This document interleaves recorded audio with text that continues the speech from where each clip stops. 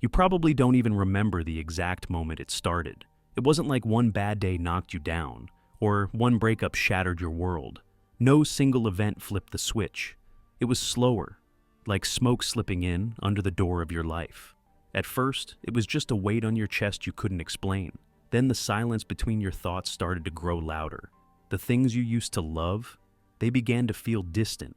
People around you kept talking, and you kept smiling, nodding, saying you were fine. But deep down, it felt like you were disappearing, like you were fading in your own life. You called it depression, most people do. But what if that's not the full picture? What if what you're feeling isn't a breakdown, but a beginning? Carl Jung, yes, that Jung, spent 6 years of his life diving deep into this exact kind of darkness. But he didn't call it depression. He didn't say he was losing his mind. He called it a descent into the self. And from that descent came one of the most mysterious and powerful works ever written, the Red Book. A book so personal, so raw, that Jung never wanted it published while he was alive. It was filled with symbols, chaos, dreams, gods, and inner shadows. But more importantly, it carried a message meant for people like you who are quietly falling apart. You are not broken. You are not done. You are awakening. And no, this isn't some spiritual fluff dressed in big words. This is something deeper, more grounded. Right now, maybe you feel hollow, like your passions are dead. You wake up tired, not from lack of sleep, but from life itself. You've stopped caring about your goals, your dreams. People ask what's wrong, and you have no words. You cry behind closed doors, then wear strength like a costume when you walk into the world. You keep showing up, but inside, you're not there anymore. But maybe that isn't dysfunction. Maybe that's your soul pulling back. Maybe that's your being refusing to keep living a life that no longer feels real. Jung believed this deeply. He saw depression not as a problem to be fixed, but as a calling, a message from within. When your soul feels like it's slipping away, it's not abandoning you, it's inviting you in, dragging you into the place you've avoided your whole life, your own unconscious. The Red Book wasn't a diary, it was a map, a living record of what happens when a person stops pretending and starts confronting everything they've buried. Jung called this period his confrontation with the unconscious. And during that time, he saw wild visions, heard strange voices, met figures inside himself that shattered every belief he had about who he was. But he didn't find insanity. He found truth. And that brings us to the real question, the one this entire video is built around. What if you feel numb right now because your current self has nothing left to say? Think about that. What if the life you built, the goals, the job, the relationships, the image, was never really yours to begin with? What if your identity is just a collection of roles and masks, and now the mask is falling apart? Maybe your soul is no longer willing to play the part. This isn't failure, this is rebellion. It's not dysfunction, it's a spiritual mutiny. Jung once said, people will do anything, no matter how absurd, to avoid facing their own soul. And he was right. Most people will distract, deflect, self-medicate, blame others, drown in noise, just to avoid the silence. But not you. Because if you're here, watching this, some part of you already knows, the pain has meaning. It's a message. Not just about your past. It's about the lie you've been living. It's about the self you created to survive that now feels like it's choking you. Let me paint you a picture Jung would have understood perfectly. You're in a house. Every room is full of people, noise, expectation. You've played every role to keep the peace. Smiled when you wanted to scream, agreed when you wanted to leave. You've lived upstairs for years. But now, you've stepped into the basement. It's cold, it's quiet, you're alone. Most people run back upstairs at this point. They turn on the TV, call a friend, scroll endlessly, chase the next achievement. But if you stay, if you sit there long enough, you'll start to hear something. A whisper, not from the outside world, from deep inside you. And that whisper says, I've been waiting for you. That voice, that's you, the real you, the one you abandoned to fit in, the one who never wanted to be flawless, just whole. Jung stayed in his basement. He listened. He stared into the madness and let it speak. He didn't find quick answers. He found confusion, strange symbols, inner monsters, fear. But he kept going, and what he found was his soul. That's what this is about. Maybe you don't need a motivational talk or a to-do list or another pill or productivity hack. Maybe what you need is to stop, to sit, to descend, and listen. Let the old self fall apart. Let the pieces scatter. Because maybe, just maybe, the pieces never fit in the first place. This is where the script flips. Everything you've been told about your depression, we need to turn it upside down. You're not lazy. You're not weak. You're not lost beyond repair. You're being called inward, pulled by something deeper than your thoughts, older than your childhood, older than your pain. You're being invited into your own inner world, the place you've been trained to avoid. Because once you go in, really go in, there's no going back to who you were, and maybe that's the whole point. The Red Book is proof that the soul doesn't just break, it transforms. Jung didn't find light by avoiding the dark. He found it in the dark. He let the madness speak. He followed his dreams, his visions, his strange thoughts. Not because they made sense, but because they were real. One of the first figures Jung met in his descent was named Philemon, a wise, almost prophetic guide. Was he real? Not in the physical sense, but did he carry truth? Absolutely. Philemon was the voice that emerged when Jung went quiet. He represents something in all of us, the inner wisdom that only shows up when we stop pretending. Then came another figure, the Red One, a chaotic force full of seduction, destruction, raw emotion. Jung didn't fight him. He didn't run. He listened. Because these figures, these voices, were parts of himself. Rejected parts, suppressed pieces of the psyche, finally coming home.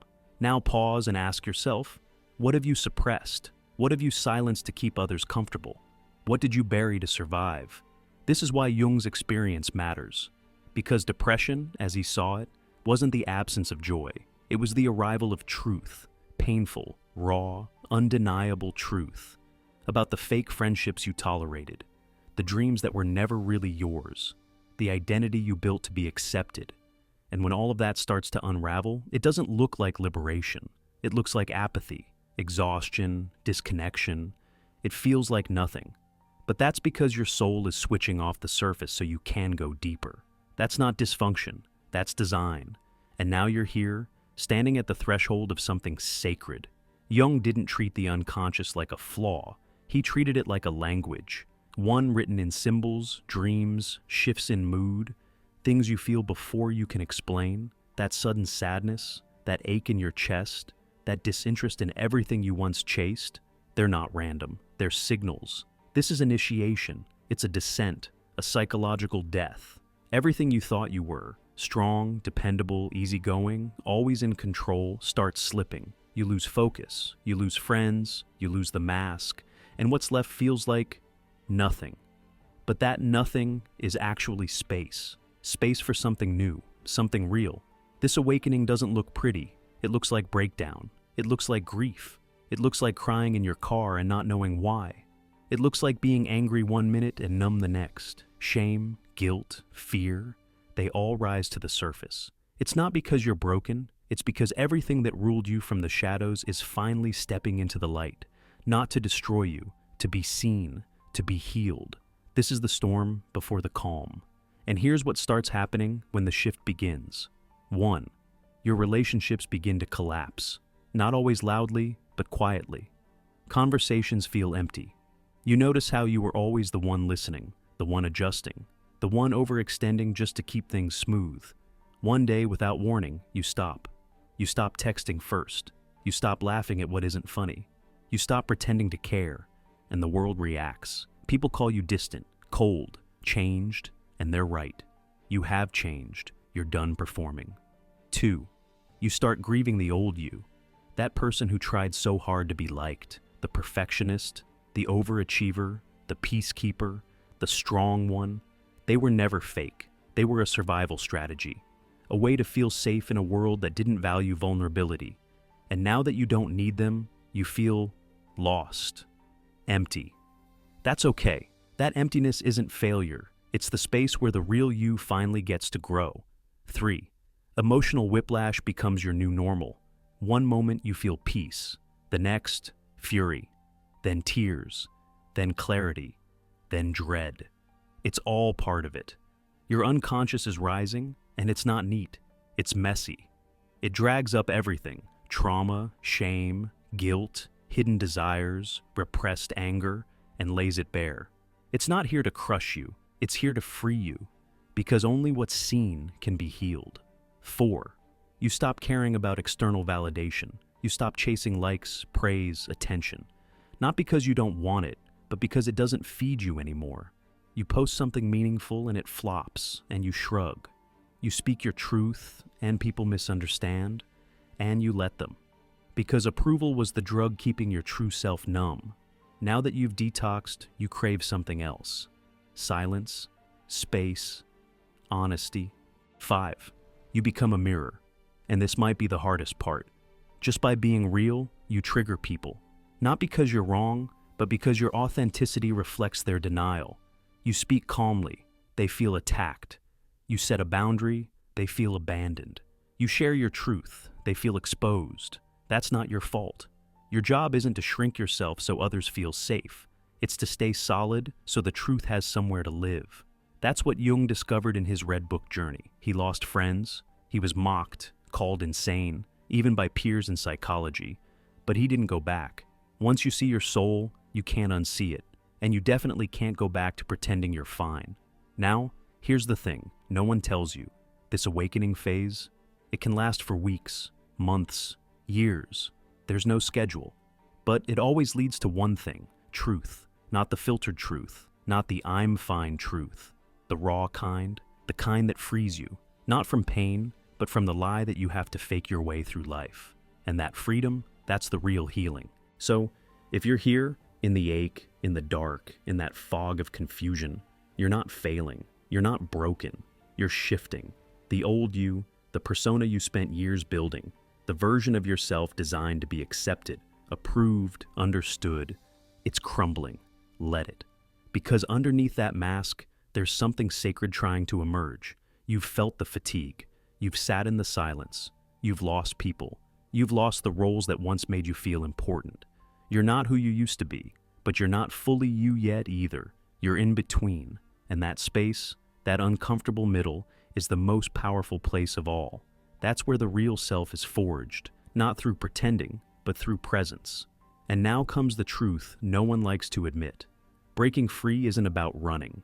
It's not about pretending you're better or saying all the right things to feel fixed. It's about integration. If you run from the pain, you'll meet it again in a new disguise, new partner, new job, new distraction. If you deny the shadow, it'll return through anxiety, addiction, self-sabotage, or false success. But if you face it, really sit with it, it becomes your teacher. Carl Jung didn't escape madness. He moved through it with awareness. And when he emerged, he didn't just come back with better theories. He came back with fire, a different kind of power, the kind that isn't loud, the kind that doesn't need to be liked, the kind that comes from knowing yourself. So, how do you rise from your own ashes? Here's how. 1. Let go of being understood. You've been explaining yourself your entire life, trying to justify your feelings, your boundaries, your sadness, your desires. But the truth is, you don't owe anyone understanding. You weren't born to be explained. You were born to be whole. That means some people will think you've changed. They'll say you're selfish, cold, distant. Let them. Being misunderstood is the price of being real. 2.